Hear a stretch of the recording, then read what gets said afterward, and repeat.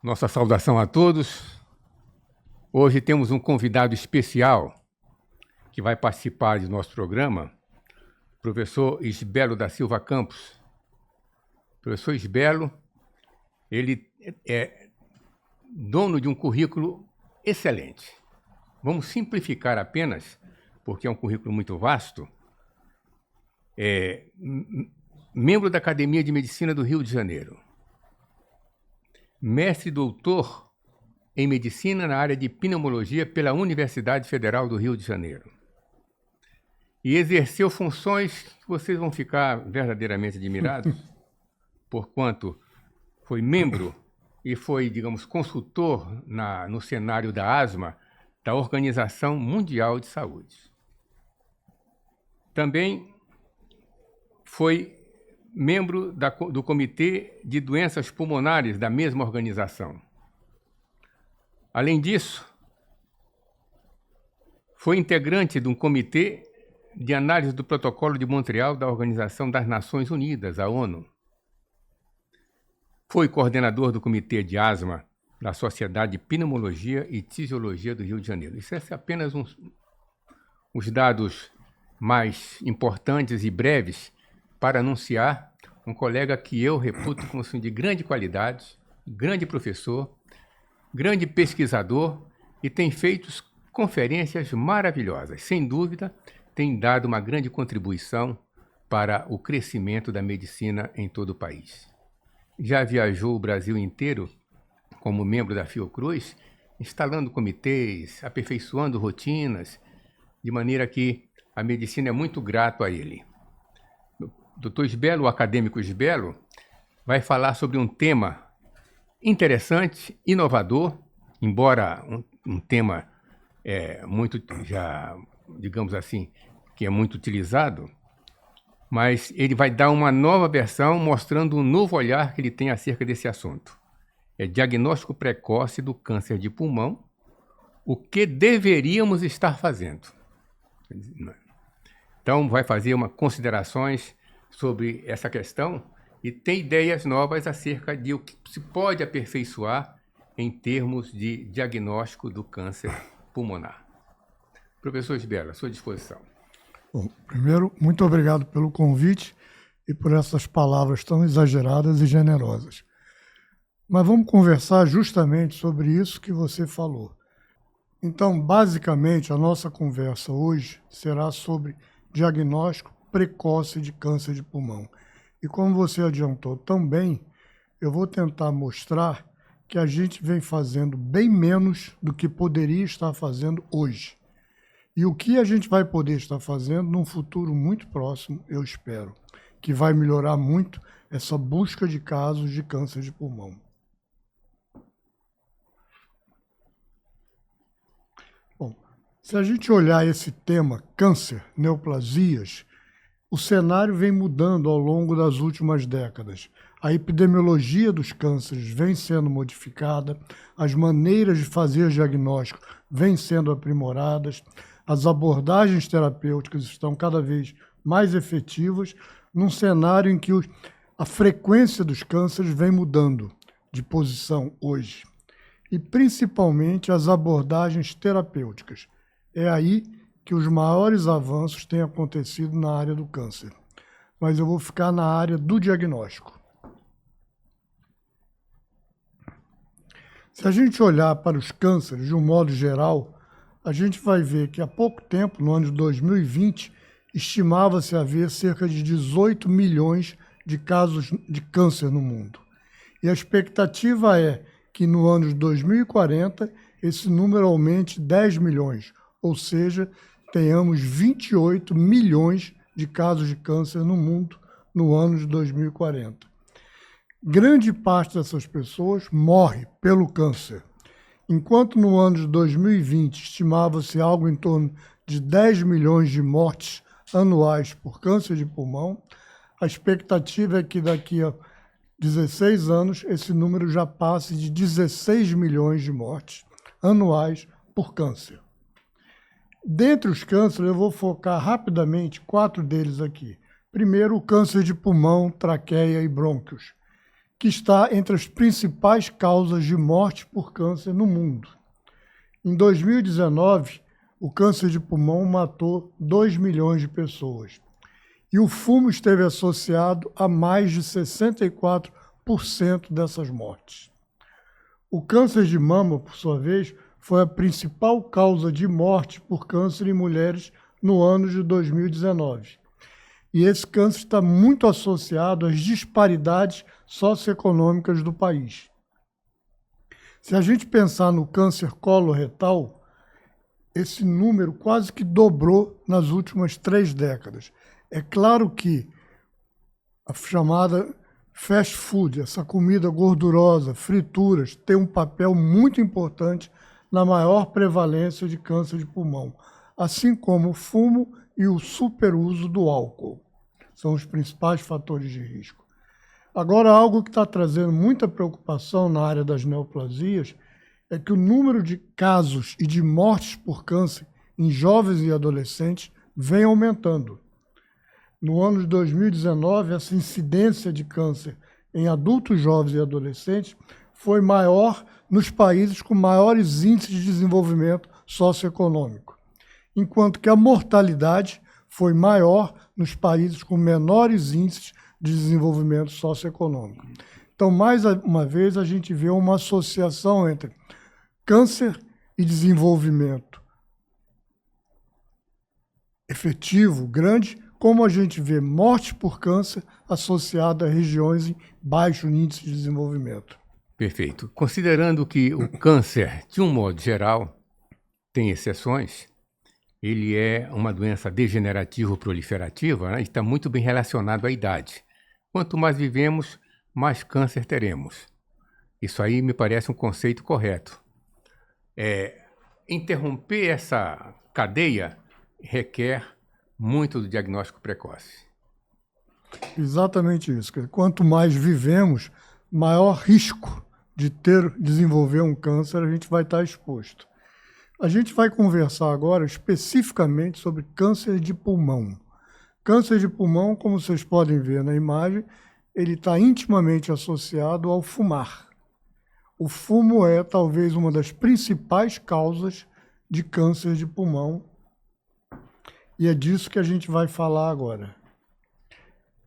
Para a gente ter uma ideia, o câncer de pulmão é o segundo câncer mais frequente atualmente. Dos casos novos de câncer de todos os tipos, ele só é superado pelo câncer de mama.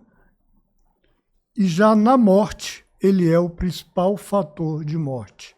Ou seja, é um dos cânceres mais frequentes, é o segundo mais frequente e é o primeiro mais letal. O câncer de pulmão tem uma letalidade muito importante. Mas o cenário está mudando, como eu falei inicialmente. Vamos olhar o exemplo norte-americano. Nos últimos anos, de 2015 a 2019, se detectou uma redução nos casos de câncer de pulmão, das mortes de câncer de pulmão, da ordem de 5% entre os homens e da ordem de 4% entre as mulheres. O que será que pode estar associado a essa redução? Será que ela é representada por uma maior proporção de cura? Ou seja, hoje a gente está curando mais e é por isso que a mortalidade está diminuindo? Ou será que isso está associado a uma maior taxa de diagnóstico precoce? Ou seja, a gente está fazendo o diagnóstico do câncer mais cedo, com isso as possibilidades de curar aquele câncer são maiores. Quanto mais precoce o diagnóstico, maior a chance de curar.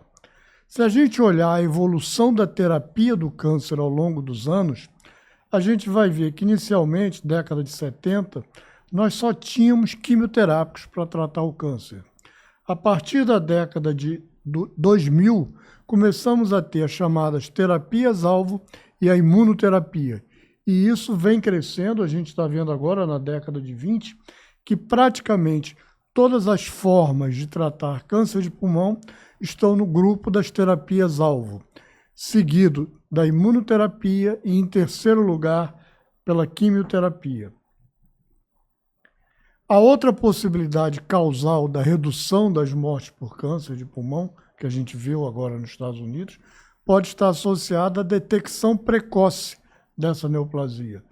A gente sabe que quando a gente consegue diagnosticar o câncer no estágio 1, que é o estágio inicial, a gente consegue salvar 53% dos doentes diagnosticados. E quando a gente só faz esse diagnóstico no estágio final, chamado estágio 4 do câncer de pulmão, a gente só vai salvar 4% dos doentes identificados.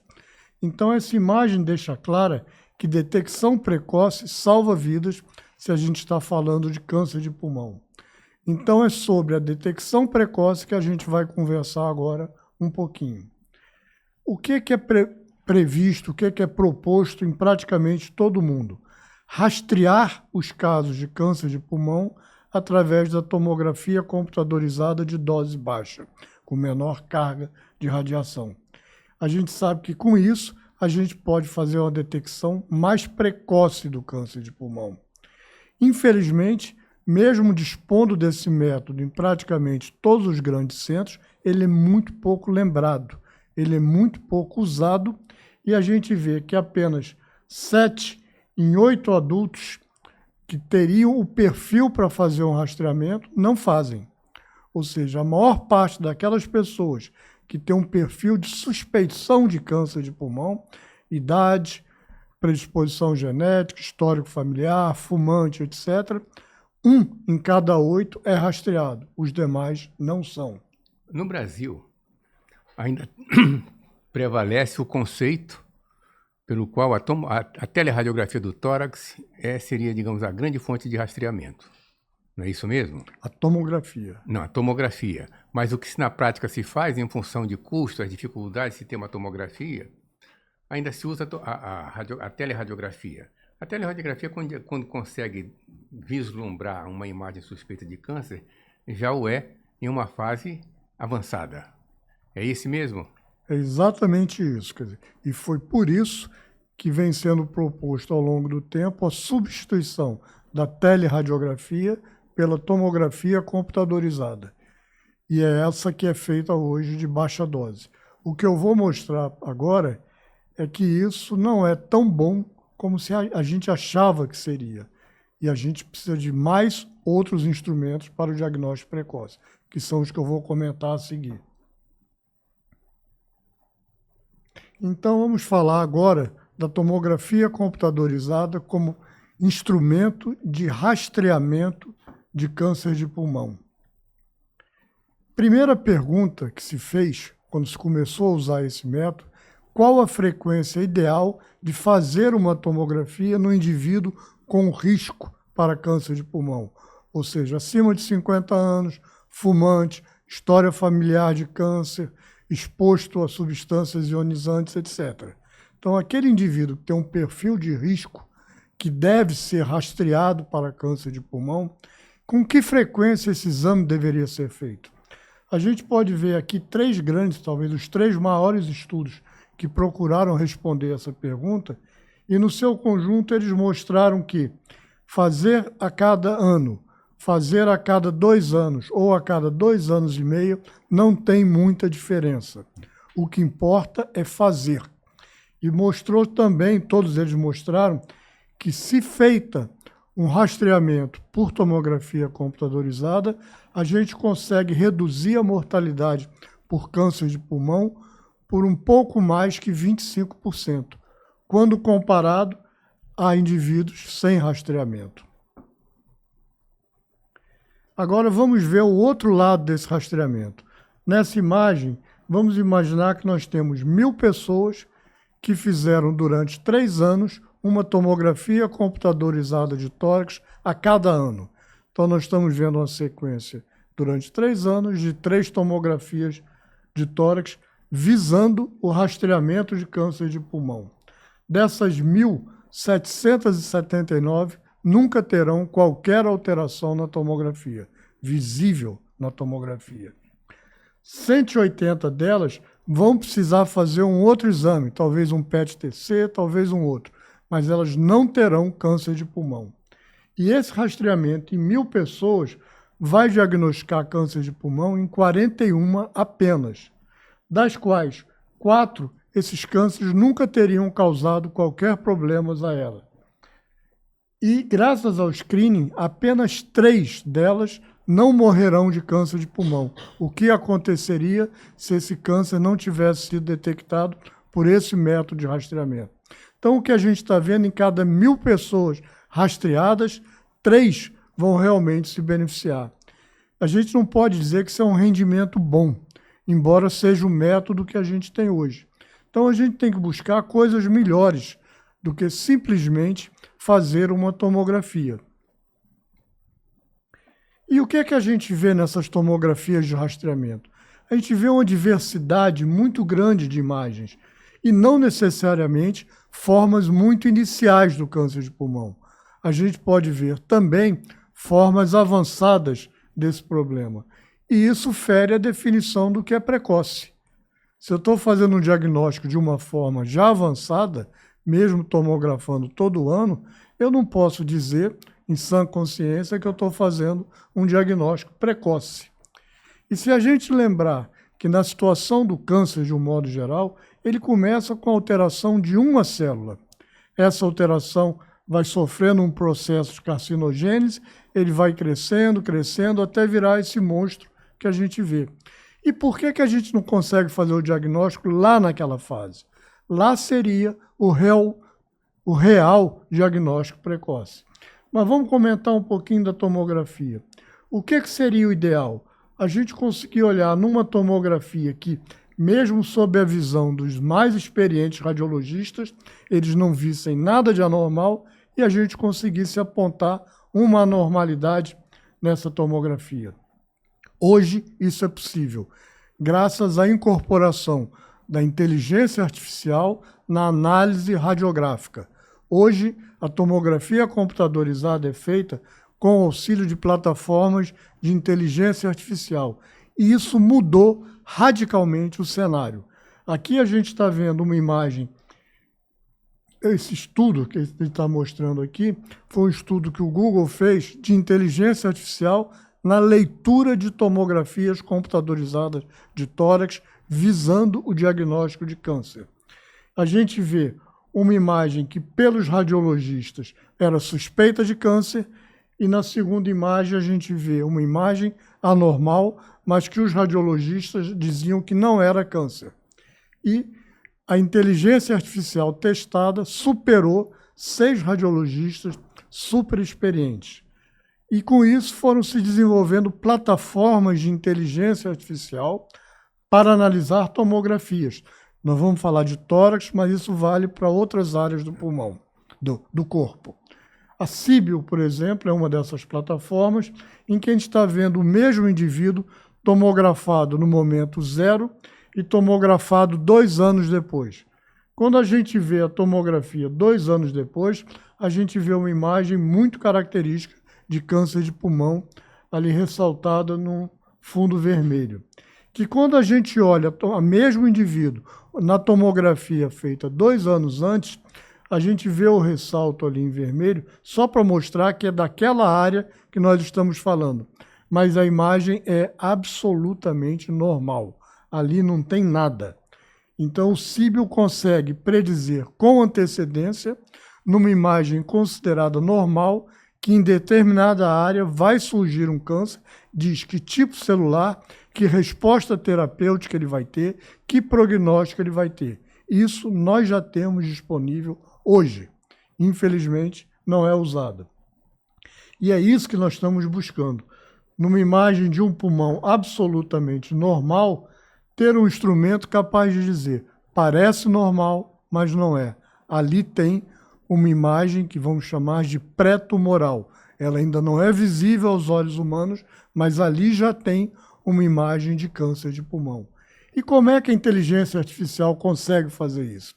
Foi criada uma nova ciência chamada radiômica, que é uma das ciências ômicas, a gente vai falar daqui a pouco sobre isso, em que, a partir da aquisição da imagem pelo tomógrafo computadorizado, ela escaneia aquela imagem e define uma área de interesse, que está aqui ressaltada em vermelho. Aquela área vai ser fatiada de tudo que é jeito e aquela imagem vai ser analisada com métodos estatísticos morfológicos, regionais, segundo modelos de inteligência artificial. E ali a gente, sem ver nada, ela vai acusar que já tem uma alteração neoplásica. Para a gente entender o que a gente vê quando olha uma tomografia de tórax, a gente tem que lembrar dos conceitos de voxels e de pixels. Quando a gente faz uma tomografia, a gente define a espessura do corte. A gente diz, eu quero um corte de 1 milímetro, 2 milímetros, 3 milímetros e assim por diante, dependendo do nosso objetivo. Então, o que nós vamos ter são paralelepípedos, em poucas palavras, daquela imagem. Esses são os voxels. Só que quando a gente olha a tomografia, a gente só vê 2 dimensões. A gente vê os pixels. Então, as imagens, tem que lembrar que o pixel representa uma imagem tridimensional, mas que pela apresentação num filme, a gente só vê em 2 dimensões. Então, o que a inteligência artificial faz, na verdade, é, em vez de olhar o pixel, um simples plano, ele vai olhar todos os planos daquele voxel. Ele vai fatiar aquele paralelepípedo tridimensional de N maneiras. E vai ver toda a sua densidade, que é medida por essa escala de cinza. E dessa forma, ele vai, a partir daquela imagem, fazer camadas chamadas convolucionais, ordenar essas camadas e ver a conexão total entre elas. Então, lembrando, quando a gente olha para uma tomografia, a gente só vê um quadradinho daqueles. Quando a inteligência artificial olha aquele mesmo retângulo, ele vai ver todas essas camadas e vai associar tudo que ele vê a outros fatores, como a gente vai ver mais adiante. Então, a aquisição da imagem, seja por TC, PET-TC, não importa, ela é segmentada, os aspectos importantes são extraídos e selecionados para analisar de acordo com todas as outras informações, sexo, idade, tabagismo, etc. Isso gera a emissão de um relatório que vai dar o diagnóstico realmente precoce de um câncer até então invisível aos olhos do radiologista na tomografia. O que a inteligência artificial vai fazer é tornar visível algo que a gente não conseguia ver. E como é que ela faz isso? Lançando mão desses instrumentos que a gente ouve tanto falar hoje. Inteligência artificial, machine learning e deep learning. Vamos ver em detalhes de que é isso. Inteligência artificial nada mais é do que uma engenharia de construção de softwares de computadores, enquanto que o machine learning é uma maneira de programar, mediante a adoção de diversos algoritmos, a fazer aquele programa começar a entender de coisas para as quais ele não havia sido desenhado, mas ele foi desenhado para interpretar os algoritmos todos que estão ali. E o chamado deep learning é quando aquele programa consegue aprender a partir daquilo que ele está interpretando. Ou seja, ele nunca foi programado, não teve o cérebro humano ali. Aquilo faz parte do software. Ele aprende com o que ele vê, com o que ele interpreta. E é nessa fase que nós estamos. Então, nós estamos numa fase da chamada inteligência artificial, machine learning, que essa imagem mostra um software estudando, aprendendo. Isso é machine learning. São programas que dão às máquinas a capacidade de aprender sem terem sido programadas para tal. E lembrando, o Deep Learning é uma rede criada com uma arquitetura que simula a arquitetura neural humana, todas aquelas sinapses, olhando todos os parâmetros envolvidos de uma forma multicamadas. Isso é nada mais do que o Deep Learning. Olhando assim, parece simples. Informaticamente, é um pouco mais complexo. Mas o que a gente quer dizer? Na hora que a gente associa a inteligência artificial, os dados histopatológicos, os dados clínicos, os aspectos radiômicos, imagem molecular, quando a gente consegue essa pleiade de informações, a gente vai ter, através do machine learning, através das redes neurais e do deep learning, conseguir ter um sistema de suporte de decisão clínica praticamente perfeito, que vai partir de coisas que a gente não conseguia juntar, esse tamanho de informações. E esse é o primeiro passo para algo que a gente vem buscando há alguns anos, que é a chamada medicina personalizada. Só um parêntese. Algumas décadas atrás, quando estávamos ativos na mamografia, surgiu um programa de análise que foi o embrião dessas atuais. Na época, lembro muito bem, quando você utilizava o scanner para fazer análise através informatizada, o radiologista ainda ganhava. Na análise dos nódulos, ganhava em 3%. Mas já nas microcalcificações era 1%, depois passou a analisar melhor do que a gente. Isso é um fato concreto, né? Quer dizer, a colocação de grande volume de informações que eles podem analisar e fazer isso numa fração de segundos, né, em pouco tempo, já era uma realidade naquela época. Agora tem muito mais aperfeiçoada, né? Quer dizer, coisas invisíveis, ao olho humano, você já consegue detectar pela máquina. É exatamente isso. O problema é que o radiologista, por melhor que ele seja, ele vai sempre ver um voxel. Ele não vê o pixel. Ele vê um pixel, ele não vê o voxel. E essas plataformas veem o voxel. E não apenas fatiam, como eu mostrei, como incorporam todos os outros dados na análise daquilo que eles veem como anormal.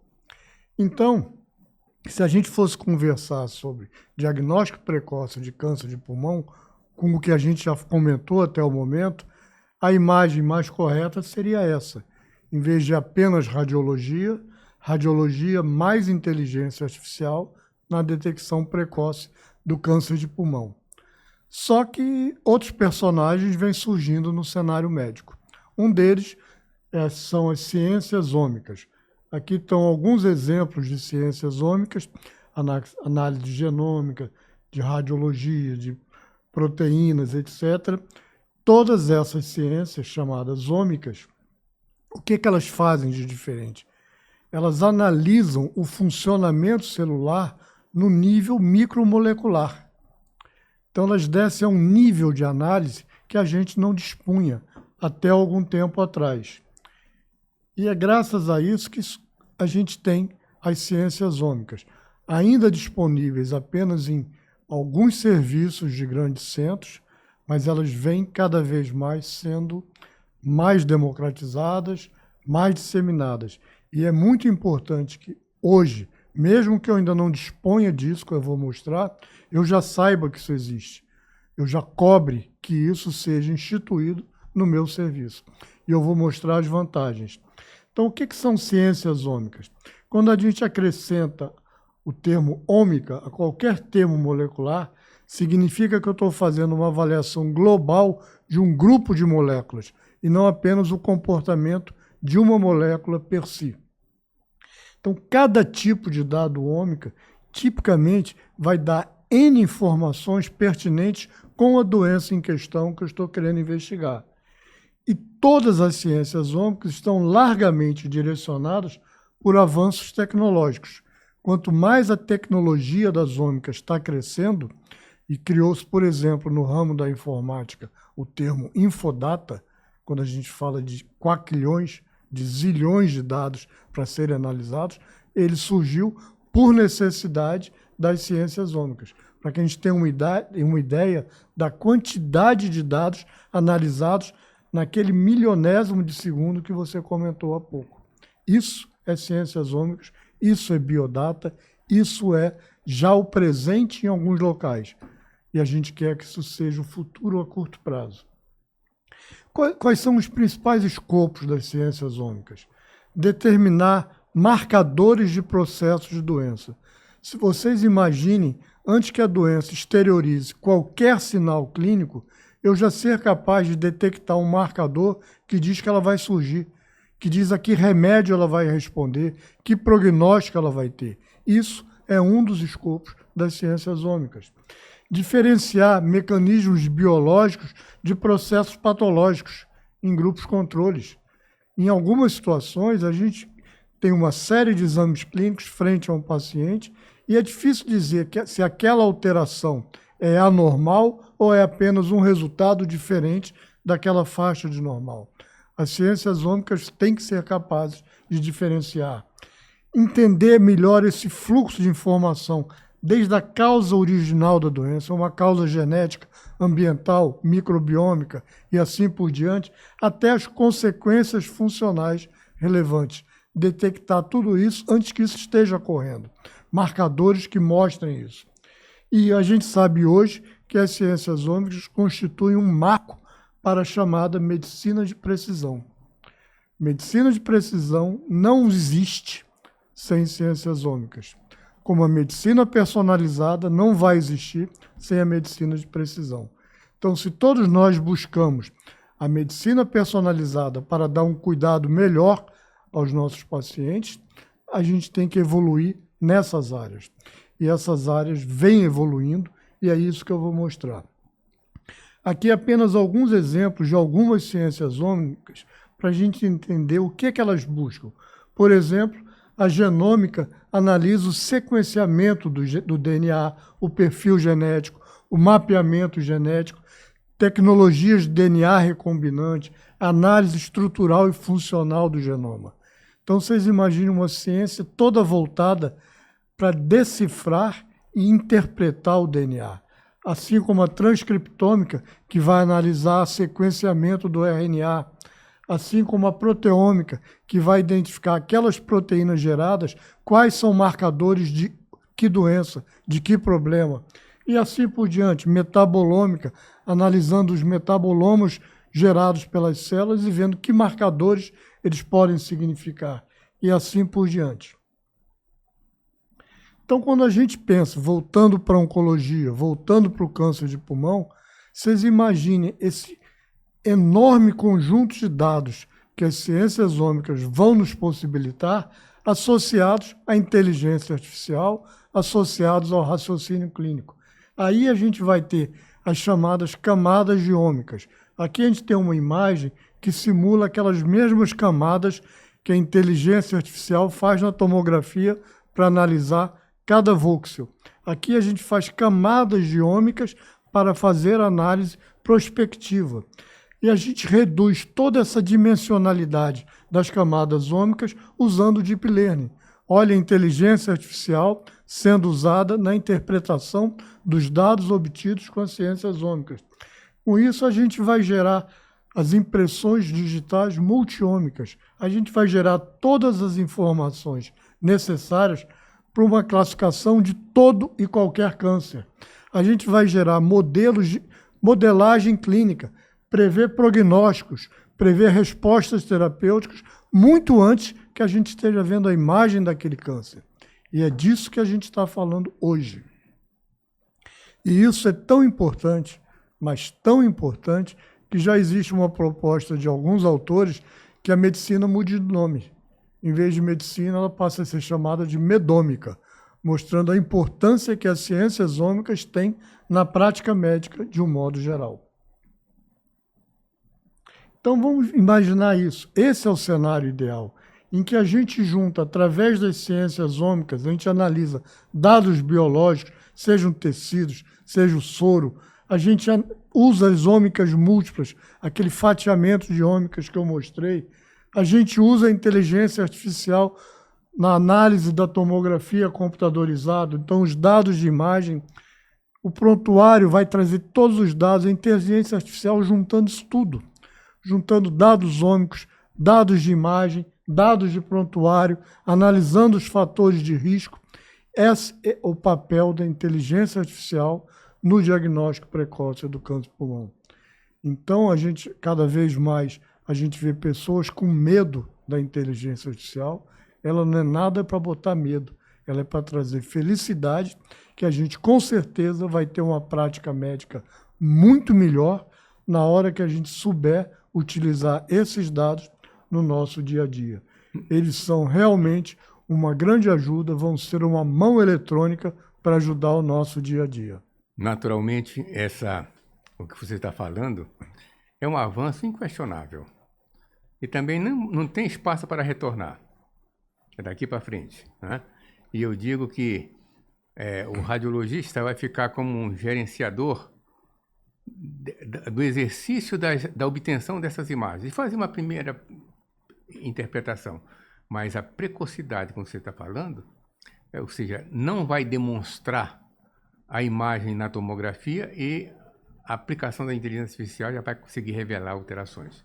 Isso, de fato, é muito fantástico. E certamente vai ter uma implicação excelente no prognóstico do paciente. Exatamente isso. Então, voltando àquele slide inicial, eu acho que se eu quero fazer rastreamento de câncer de pulmão, eu não posso mais dizer que é TC, ou seja, tomografia computadorizada, interpretada por inteligência artificial. Eu tenho que anexar ciências ômicas nesse título, porque elas são um componente que se mostrou fundamental para que mude radicalmente o prognóstico de um portador de câncer de pulmão. E a gente está falando de câncer de pulmão. A gente está falando de uma doença que é modulada por estímulos ambientais, poluição, queima de biomassa, fumo, radiação, alterações do microbioma, alterações genéticas, doenças inflamatórias pulmonares, tudo isso está envolvido na gênese do câncer de pulmão. E o câncer de pulmão começa assim, como a maior parte dos cânceres. Uma alteração comportamental numa célulazinha epitelial que vai sofrer um processo de hiperplasia, que vai gerar displasia, que vai gerar o câncer in situ, que vai gerar um tumor maligno, que dali vai ter as metástases. Então, se eu quero falar de diagnóstico precoce, em que altura dessa imagem eu devo querer atuar? Lá no final, onde eu estou atuando hoje, ou lá no início dessa imagem? É disso que nós estamos falando. Então, a gente tem que lembrar que o câncer começa como um comportamento celular alterado numa célula. Dali, isso vai ser alterado pelo DNA alterado, vai sofrer um processo de carcinogênese, até virar um nódulo ou uma massa neoplásica. E aonde que eu quero atuar? Eu quero atuar lá onde, nos fatores que alteram o comportamento celular. Ou seja, antes que aquela célula torne-se neoplásica, quem faz essa transição? Se eu puder atuar sobre os fatores que fazem essa transição, eu vou estar impedindo até a gênese de um câncer. E que fatores são esses? Epigenética. Epigenética é um conjunto de situações como exercício, dieta, uso de medicamentos, poder social, poder financeiro, prática de esporte, ambiente em que se vive, tudo isso modula o nosso genoma. E aí isso se chama epigenética, que é a alteração da expressão de um DNA sem que se altere a sua estrutura. O microbioma é um fator importantíssimo nisso. Microbiomas são aqueles trilhões de micro-organismos que todos nós temos no nosso corpo e que fazem o nosso corpo funcionar. Sem um microbioma, a gente não viveria. Sem um microbioma, a gente não seria capaz de fazer digestão, a gente não teria sistema imune, a gente não teria desenvolvimento cerebral e assim por diante. Então, essa população de micro-organismos é fundamental para a vida humana. A propósito, você fez uma conferência brilhante na Academia de Medicina do Rio de Janeiro sobre esse tema. E gostaríamos e apreciaríamos muito que você viesse aqui um outro dia para falar sobre aquele assunto que, de fato, deixou uma marca muito importante em todos nós que assistimos. Quer dizer, um assunto super novo, a forma como se fala em microbioma, aquelas comparações que você fez, olha, em 1 centímetro quadrado tem uma quantidade X de micro-organismo, coisa de fato é muito novo. Né? E a importância dessas inter-relações. Fica o convite, então, para o próximo. Convite registrado. Mas é exatamente isso que você falou.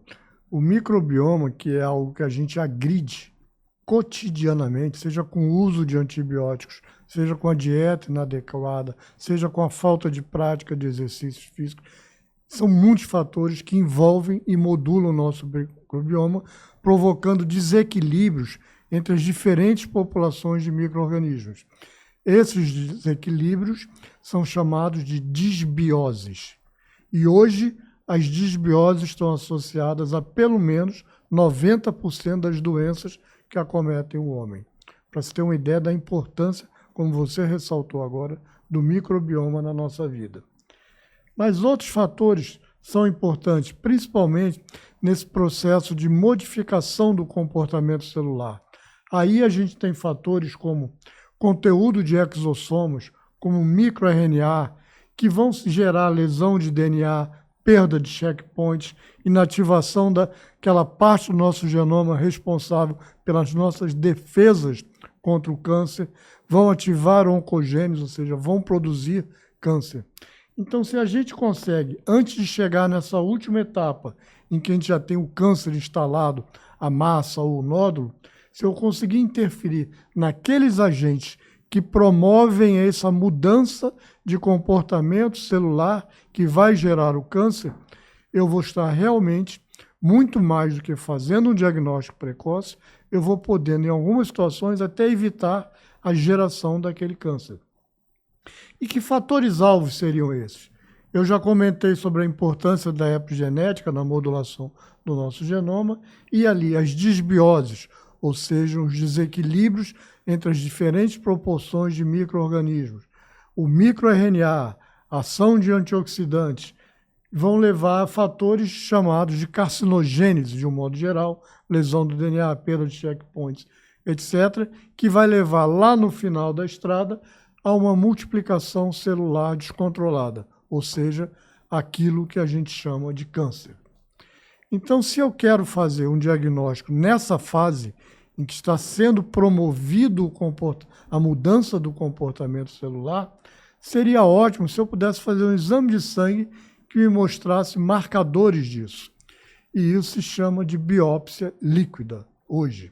A biópsia líquida nada mais é do que a análise do sangue, do sero, que vai dar informações importantíssimas.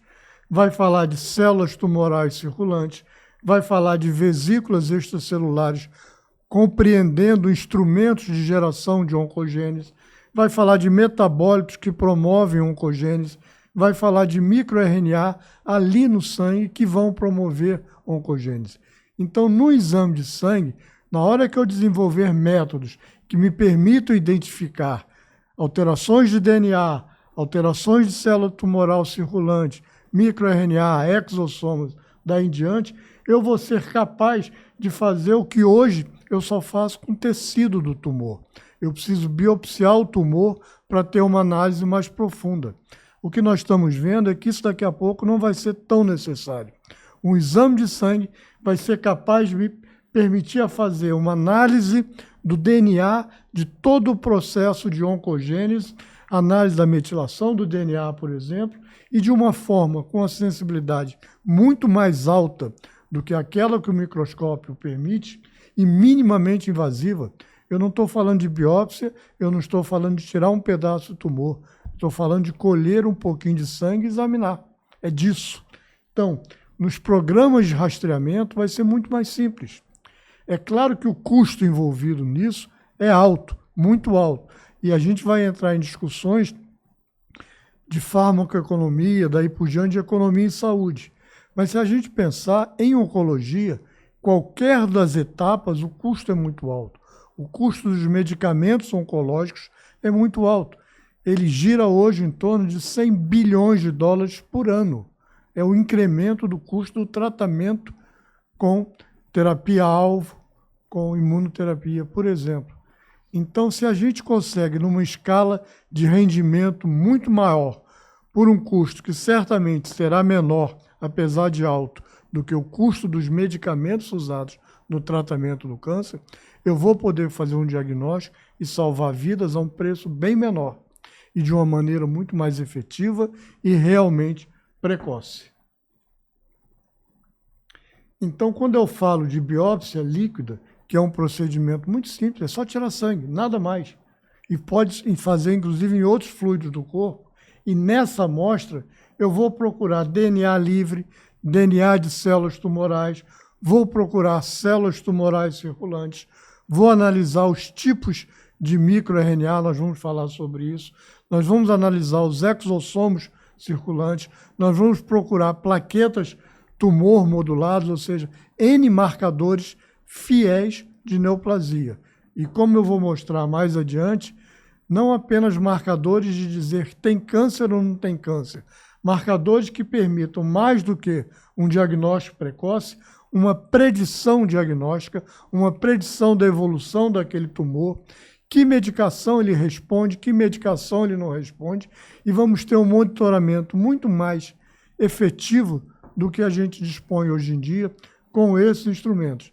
Então, voltando ao início dessa conversa, se eu quisesse falar de busca de diagnóstico precoce de câncer de pulmão, esse título teria que incluir, além da inteligência artificial, além das ciências ômicas, a biópsia líquida do sangue.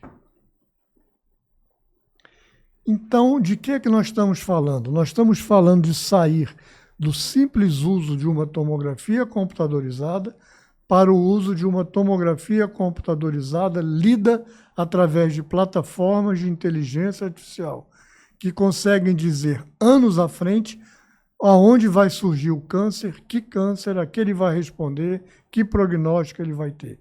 E isso já existe. Isso existe hoje. E é importante quem tem essa noção. Mas eu já quero dar um passo à frente, ou seja, melhor, um passo atrás. Antes que isso seja visível pela inteligência artificial, o que é que eu posso fazer para diagnosticar aquele câncer de pulmão antes que ele dê uma imagem visível apenas através da inteligência artificial? É disso que nós estamos falando de agora em diante. Então, eu estou falando de identificar assinaturas microbianas. Eu estou falando de identificar lá no sangue determinados tipos de microRNAs que são preditores, que são biomarcadores de determinadas formas de tumores. Eu estou falando de identificar exossomas e analisar os seus conteúdos e ver todos aqueles envolvidos na formação de células neoplásicas. Então, eu vou falar resumidamente desses 3 métodos que a gente já dispõe hoje. Eles já existem e estão sendo cada vez mais aprimorados. Eu vou falar de assinaturas microbiômicas. O que é isso? Identificação de disbioses. Ver que desequilíbrios estão acontecendo nas diferentes subpopulações de micro-organismos em cada local. Eu vou falar da análise de exossomos. Eu vou falar da análise de microRNA. Então, como é que a gente junta isso no câncer de pulmão? Então, vamos lá. A gente tem aquela célulazinha que começou a ter um comportamento neoplásico. Aquela célula que nós vamos chamar de célula tumoral. A microbiota pulmonar é capaz de identificá-la e destruí-la ou é capaz de potencializá-la? Se houver uma harmonia, se houver uma proporção adequada, normal, a microbiota tem instrumentos para impedir a progressão daquela célula tumoral.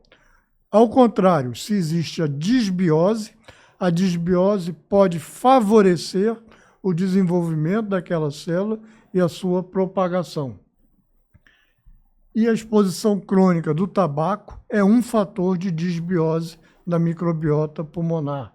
A microaspiração gastrointestinal é outro fator de alteração da disbiose, uma disbiose da microbiota pulmonar, assim como a aspiração de secreção das vias aéreas superiores.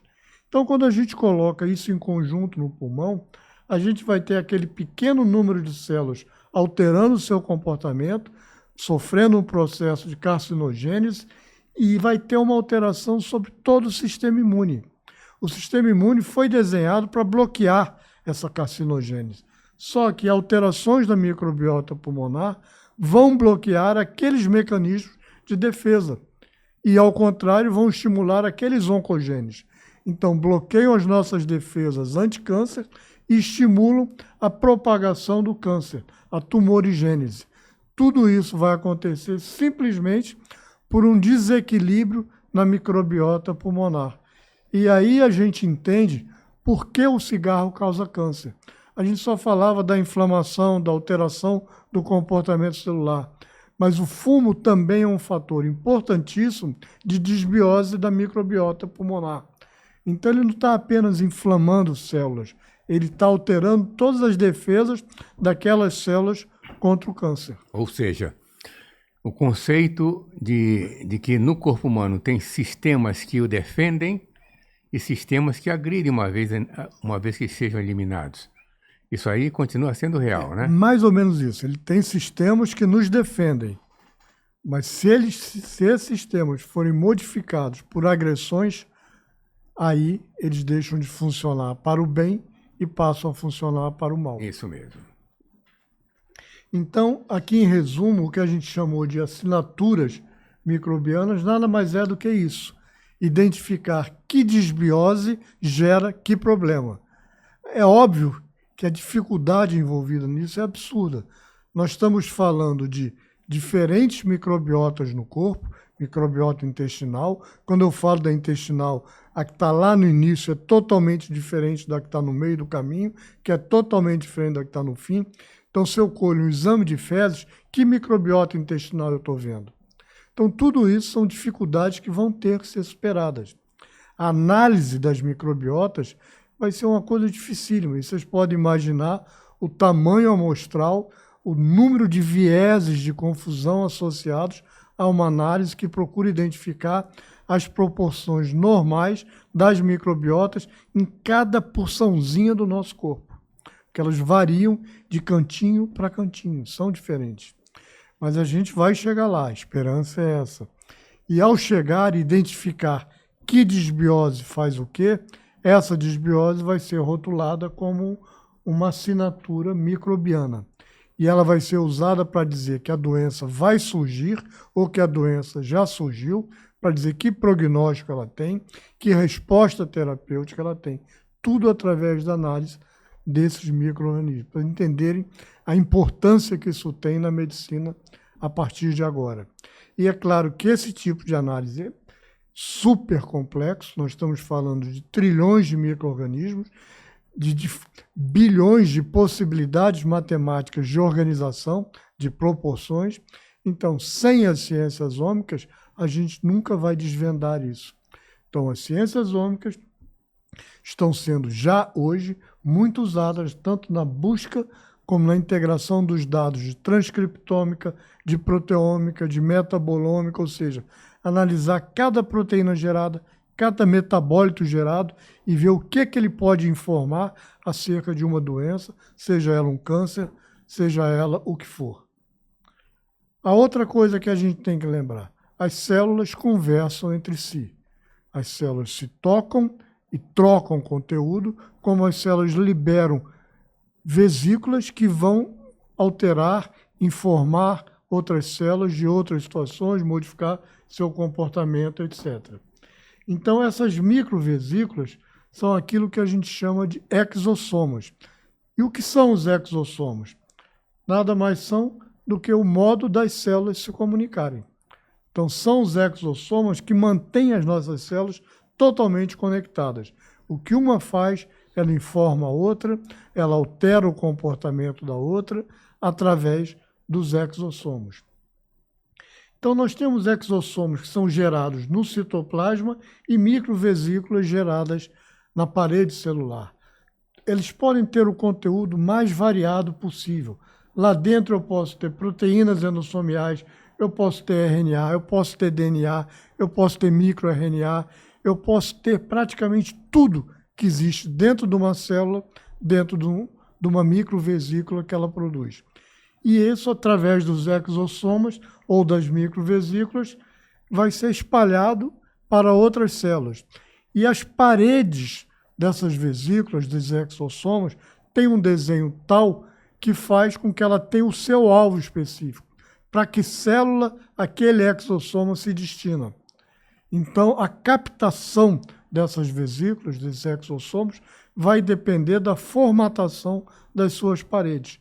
Tudo isso é envolvido. Então, quando a gente olha um exossomo no cenário do câncer de pulmão, a gente vai ver que são esses exossomos liberados por aquelas células que tiveram seu comportamento alterado ou que vão ter através de desbiose, etc., e são esses exossomos que, ao cair na circulação, vão alterar o comportamento de outras células, vão torná-las, vão fazer um processo de carcinogênese nessas células, vão gerar a angiogênese, que aumenta a alimentação dessas células, vão gerar metástases à distância, proliferação e crescimento tumoral, e vão fazer também essa transformação de uma célula normal para uma célula neoplásica.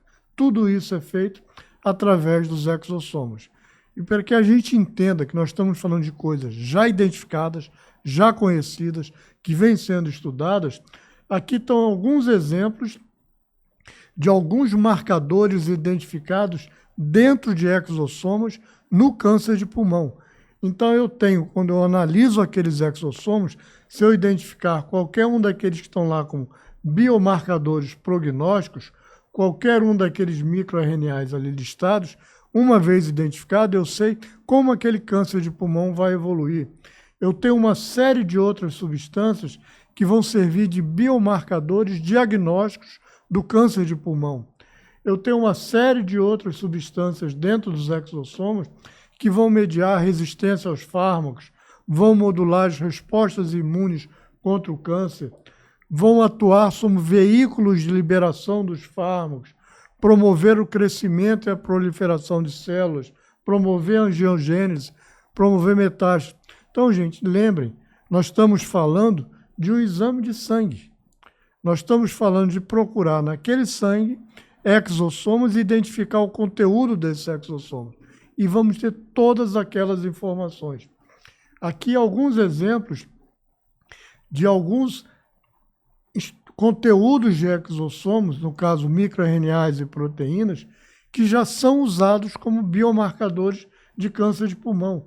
Então, por exemplo, o microRNA 21, 4257 tem uma correlação positiva com a recorrência do câncer de pulmão e a sobrevida curta. Então, eu já sei que se eu identifico microRNA 21 ou 4257 no sangue daquele indivíduo, eu já sei que ele vai recidivar daquele câncer. Eu já sei que a sua sobrevida vai ser curta por um exame de sangue.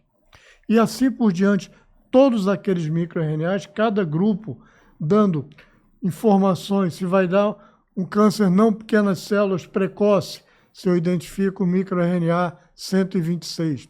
Se eu identifico aquele microRNA no exossomo, no exame de sangue do indivíduo, em que ele ainda não tem nenhum sinal de câncer, nem inteligência artificial está captando nada, mas eu já sei que ele vai ter um câncer de pulmão não pequenas células.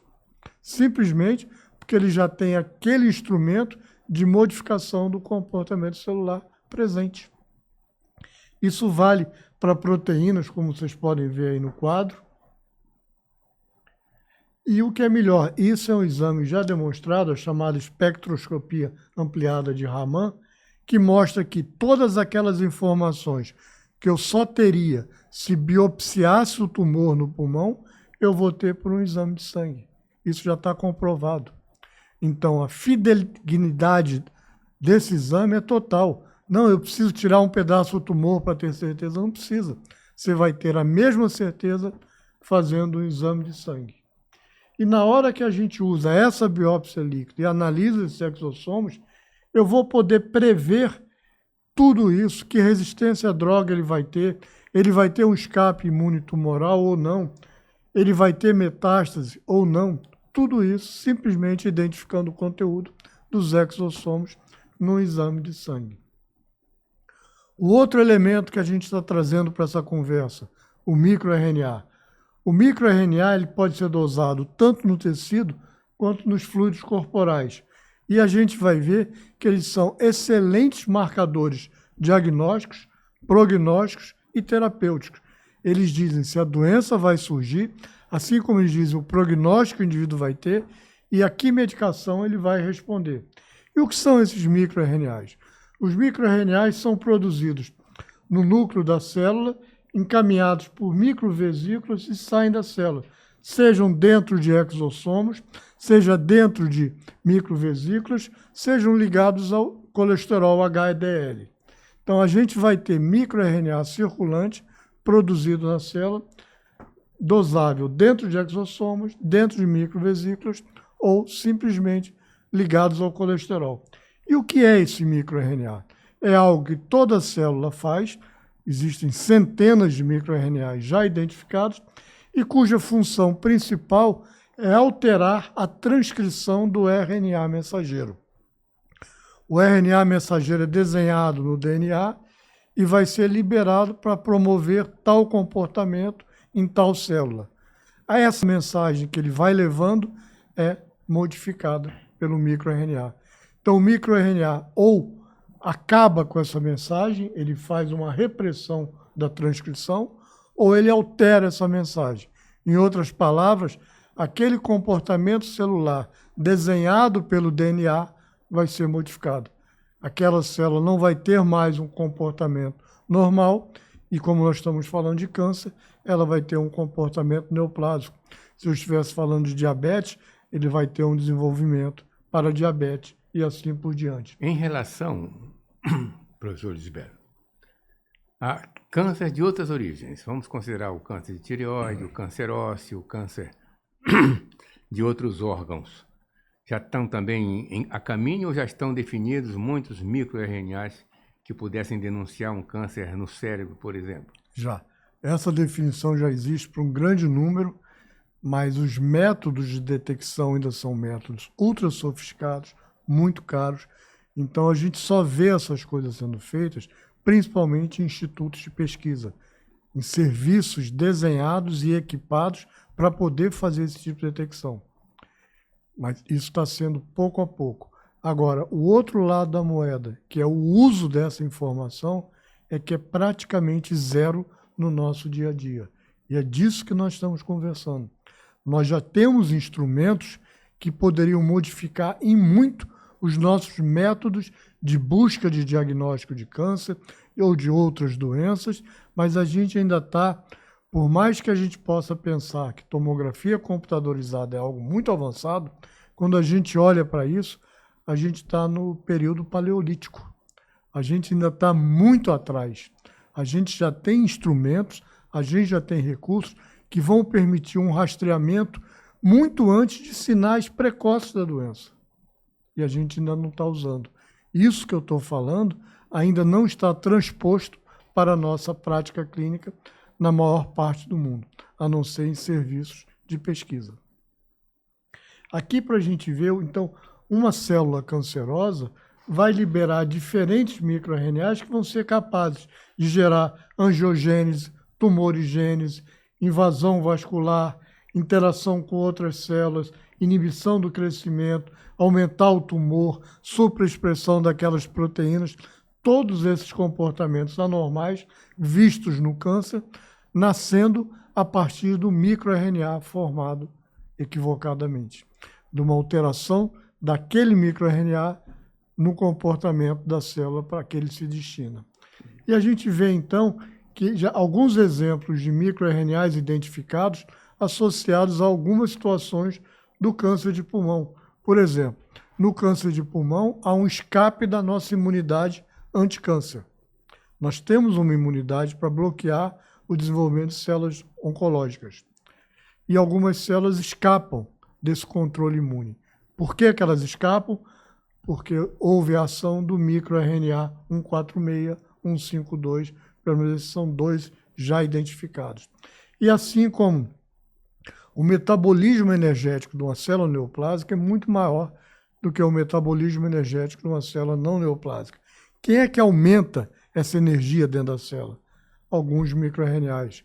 O que é que faz com que algumas células neoplásicas invadam outras células ou promovam metástases? Alguns microRNAs, como esses aí apresentados. A angiogênese, a imortalidade replicativa. Por definição, isso é o câncer. É uma célula que não morre, fica se multiplicando, multiplicando, multiplicando. Essa imortalidade replicativa é definida por alguns microRNAs já identificados. Essa resistência à morte celular, à apoptose, é promovida pela ação de alguns microRNAs e assim por diante. Então aqui a gente, só para entender que no câncer, os microRNAs foram classificados em 3 classes distintas. Aqueles chamados metastáticos, aqueles chamados oncogênicos e aqueles chamados supressores de tumor. Cada um desses microRNAs, aqui nós temos alguns exemplos de cada um deles. Os metastáticos são aqueles que geram os fatores iniciadores de metástases, regulam a oncogênese, aumentam a sua expressão. Os oncogênicos promovem o desenvolvimento tumoral, inibindo aqueles genes que nos defendem do tumor, então é uma ação inibitória das nossas defesas, regulam a expressão de um oncogene, principalmente a fração RAS, e os microRNAs supressores de tumor inibem o câncer pela regulação de outros oncogenes. Enquanto um grupo de RNAs inibe os nossos oncogenes defensores, outros microRNAs promovem a expressão desses oncogenes repressores. Então é um balanço, é um cabo de guerra o tempo todo, em que a gente tem que, de alguma maneira, descobrir uma maneira de interferir nessa luta, promovendo a inibição daqueles microRNAs identificados como promotores de câncer e promover a expressão aumentada daqueles microRNAs defensores do câncer. Como a gente vai fazer isso é o que está sendo estudado. E a gente ainda vai levar algum tempo. Mas a gente já sabe que na hora que a gente conseguir identificar como inibir alguns e promover outros, a gente vai estar atuando de uma forma muito mais efetiva, principalmente promovendo a inibição da geração do câncer, mais do que apenas a identificação de um câncer já instalado. E esses microRNAs vão passar a ser biomarcadores. Dosá-los no sangue vai permitir dizer o diagnóstico, o prognóstico, a resposta terapêutica e assim por diante. Foi citado alguns fatores, a própria atmosfera que nós vivemos, que nós respiramos, certamente está repleto de aerodispersóides e outros elementos, que, por exemplo, o fumo. Tem um fumante do seu lado, você aspira uma parte da fumaça que ele está eliminando. Em relação à tensão, ao estresse, aqui os que moram em grandes centros urbanos estão submetidos. Isso pode interferir também? Pode e interfere. Comprovadamente, o estresse é um fator epigenético. O estresse, assim como dieta inadequada, assim como não praticar exercício físico, assim como viver em ambientes poluídos, como você comentou, assim como não ter recursos financeiros suficientes para o seu sustento, tudo isso, o que eu como, se eu vou muito para fast food, se eu tomo antibióticos, tudo isso está envolvido, todos isso são fatores epigenéticos. Todos esses fatores, em maior ou menor grau, modulam a expressão do nosso genoma. E é justamente a expressão do nosso genoma alterado, através da metilação do DNA ou da promoção de produção do microRNA inadequado, que vai gerar o câncer. Então aqui a gente tem alguns exemplos de uso do microRNA exossomal, ou seja, aquele que estava dentro do exossomo, e ver o que é que eles marcam. Eles podem marcar angiogênese, progressão, metástase, inflamação, se a metástase vai ser óssea e assim por diante. Então nós estamos vendo o uso desses microRNAs exossomais como biomarcadores. Então, voltando ao início da nossa conversa, se eu quisesse falar para vocês de diagnóstico precoce de câncer de pulmão, eu teria que falar de radiologia associada à inteligência artificial.